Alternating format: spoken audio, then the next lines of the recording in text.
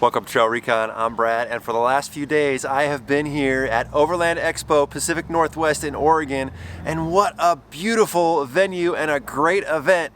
And I have seen all kinds of very cool overland vehicles, and today in this video I'm going to walk you around and show you some of the ones that I think stand out. There's a lot to see today. Let's get started.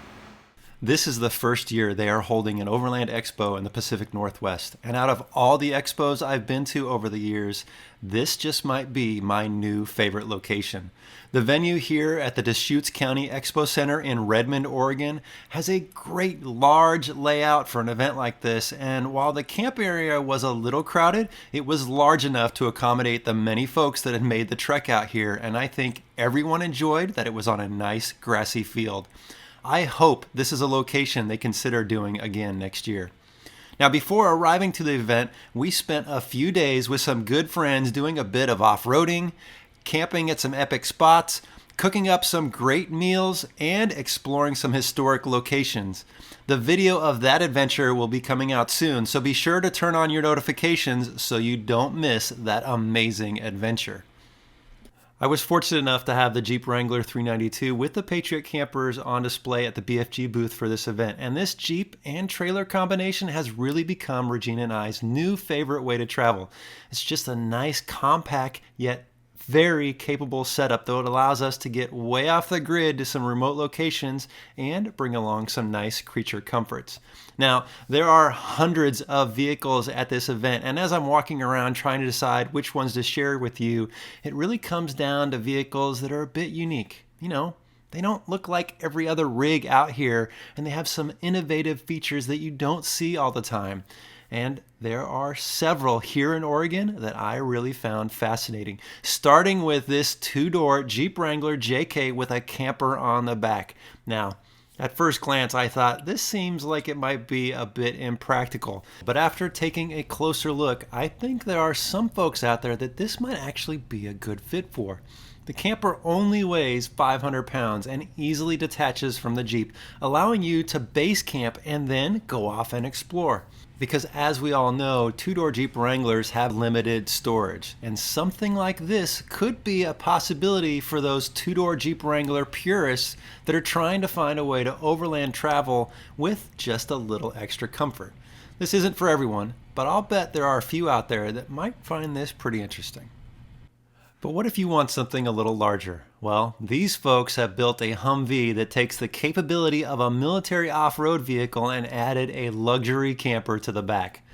The durability and capability of a Humvee have been well documented over the years, and I've spent many hours in one of these during my time in the military. And they are not the most comfortable vehicle in the world, but this one is next level. The camper build is very well constructed and has all the creature comforts you would want, with some nice styling.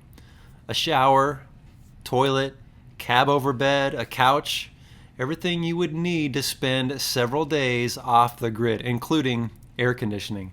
Additionally, I like how they built out the rear with a nice storage and spare tire holder. I think the market for something like this is pretty narrow, especially at $350,000. But I believe it could be a fun adventure vehicle, those looking to explore in a Humvee and can afford it. Anytime there's an old classic at Expo, I've got to stop and take a look. And this 1966 Ford F100 is a nice blend of old school meets new school. The color of this truck matched with the stainless bed cap is a beautiful combination. And then throw on a rooftop tent from Go Fast campers that you can access from the truck bed, and you've got a great classic overland setup. The natural patina of this truck is perfect, and when you get up close and look at all the details, you quickly realize they just don't make them like they used to. Throw this old classic motorcycle on the back and you've got a great retro adventure setup. I always enjoy seeing these old vehicles revived like this one. Just next to the Ford truck was this Mercedes G Wagon, and you are seeing more and more of these being used as actual adventure vehicles instead of just a luxury family vehicle. But what I appreciate about this one is they obviously had a lot of fun on their trip up here to Expo and left all the evidence of the mud on it. There are plenty of show queens at Expo, but it's nice to see some of the rigs are getting used like this one. As is almost often the case at big overland events like this, there are more Toyotas on display than just about any other brand of vehicle. And I'm sure most would probably argue that it's because of their history of reliability, which is tough to dispute. There are a few that stood out above the rest, like this blue Tacoma with a full vinyl wrap, a very solid upgraded suspension with some king shocks, oversized tires, a snorkel with a little different styling than I had seen before. That's pretty cool. A sturdy roof rack and a full lightweight camper shell on the back that adds extra storage and a nice place to lay your head down for the night. There are a lot of nice touches on this truck if you look closely, and I think they did a great job with this build. 4Runners are typically in the minority when it comes to Toyota Overland builds, which is unfortunate because I like this platform a lot. But I think folks gravitate more towards the payload of the Tacoma or the increased storage space that a Land Cruiser offers. This 4Runner caught my eye for two reasons. One, they've rigged up a lightweight solution for putting a tent on the roof, a very clever design. And two, I just love that lime rush color. Man, that stands out. This Toyota Land Cruiser is just a great all-around package. A short wheelbase, well-designed flatbed with a canopy, and two full-size spare tires just in case. You probably recognize this Tacoma. This is Nate's from Dirt Lifestyle and one of the best built Tacomas here. And without question, this truck has been put through its paces out on the trail. Nate is getting ready to take this out on the Rubicon, so keep an eye out for that. I'm sure he won't be having any issues with this truck. There are a handful of other YouTube creator vehicles on display here in Oregon. This is Rob's Tundra from Revere Overland. That blue is a great color, and he's just done an excellent job at building up this truck. The Tundra is becoming an ever popular platform for its payload capacity, the power the engine makes, the comfort, and the styling. I am a fan. A local to this area is Jason from Primal Outdoors, and he had his van on display.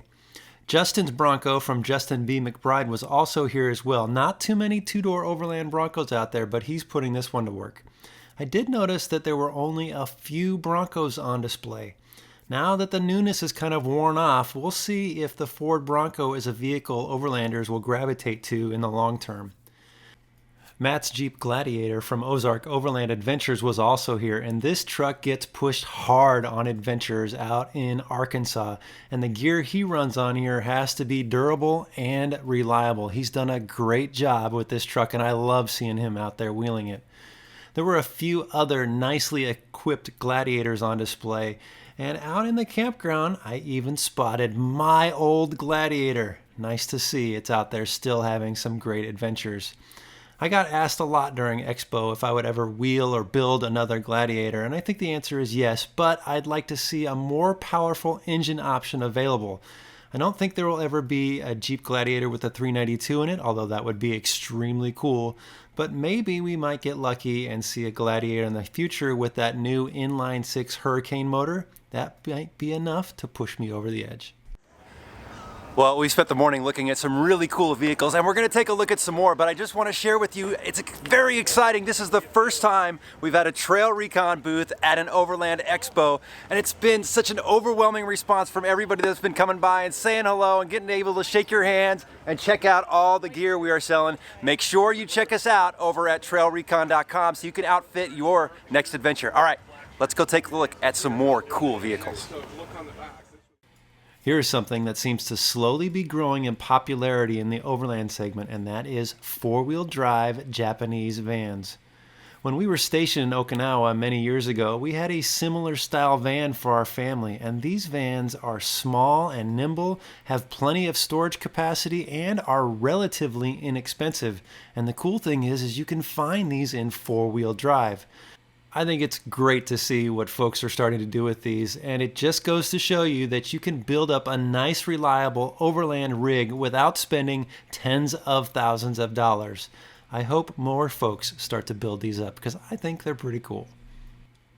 One of the original Overland vehicles is arguably the Land Rover Defender, and this one is equipped with just about anything you can think of. Enough solar panels to power the space station, a full awning with an annex, plenty of safety and recovery gear, but what caught my attention was the Starlink system at the end of this long pole he had rigged up. Starlink has a mobile satellite system that is allowing folks to stay connected to the internet when they are off the grid. I saw several of these at the event, and it's something I think we'll be talking more about here soon. Now for what is probably my favorite build of this entire event, and looking at it from afar, it looks just like another nice full-size Overland setup, but the amount of detail that has gone into figuring out solutions with this truck could warrant its own featured video, and maybe it will in the future. Let's start with solar. This truck has a James Baroud tent, which doesn't have a smooth roof to accommodate solar panels, but the owner figured out a solution in some 3D printing and wired it all up very nice and clean. I have a James Baroud tent, and this is a great solution. I love this. He's also got 16 gallons of water on the top of his roof rack, all plumbed together, that feeds down to a faucet using gravity. That's an ingenious use of space. There are fill caps on the top of the tanks to make it easy to replenish. Another great solution. He's added grab handles to the roof racks to give you something easy to grab onto when you are climbing up to get gear down or stowing things away. That's a great idea. All the electrical on this truck has been very cleanly wired up with an easy access switch panel. He built a roof rack with an air dam that accommodates the antenna on the truck, and just about everything else you would want on an Overland vehicle is here. Who would have thought that with all the vehicles at this expo, I would have spent the most time checking out a Chevy Silverado? But there it is, a very nice build.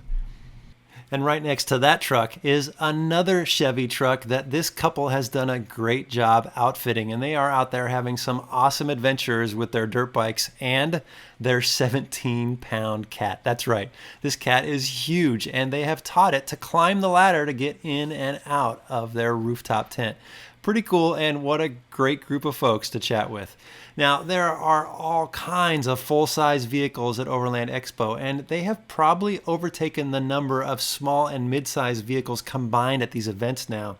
There is just so much practicality in building a full-size adventure vehicle, and more people are starting to realize it. For me, I like to get down to some tight and technical trails that some of these trucks just aren't going to do. But if you're on the road for a long time and you know you're going to be exploring wide open areas, a full-size truck is a great option. And this GMC Sierra is a prime example. This is a beautiful truck. So it not only is it outfitted with all kinds of modern day creature comforts that you're going to get in a truck today, but the flatbed conversion, the bed cap with all the accessories, that makes this truck ready for some long distance travels, and it's going to do it in comfort.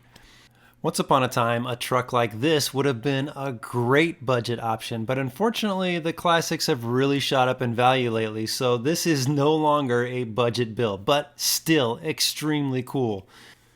This old Land Rover is another vehicle I spent a lot of time checking out. It's great to see how folks would have outfitted their vehicle many years ago compared to today, and really it's not all that different from our setups. It's just a little simpler. It would be fun to get out and have a bit of a retro adventure in this rig, but I'm sure it requires constant attention, but that's half the fun of a classic, isn't it? There were a couple electric trucks on display as well, and I think the wow factor has kind of started to wear off a bit on these. Until the infrastructure is in place to make overland travel in an electric vehicle practical, these may not be stars of the show for several years, but still, an exciting time in the vehicle industry, watching these electric vehicles come alive. Now, by this time in the video, I imagine many of my Jeep brothers and sisters are asking, Brad, where are all the Wranglers? And well, there just weren't that many on display. Most of the Jeeps out here are Gladiators, and I think that seems to be the platform many overlanders are gravitating towards because they're just a little more practical for it. For me, I'm still all about the Jeep Wrangler 392. Overland Expo in the Pacific Northwest here in Oregon has been an amazing event. In fact, out of all 4 expos, I think this one might be my new favorite one. I'm looking forward to coming back here again and again. And we've seen some amazing vehicles, and we've got to shake hands with many of you guys. Thanks for coming out and coming and saying hello. We've had a blast out here. A huge thanks to the TrailRecon.com team for setting up that booth, and for BFG for letting us park our 392 here. We've had a blast. Make sure you check us out over at TrailRecon.com. Until next time, we'll see you in the next video.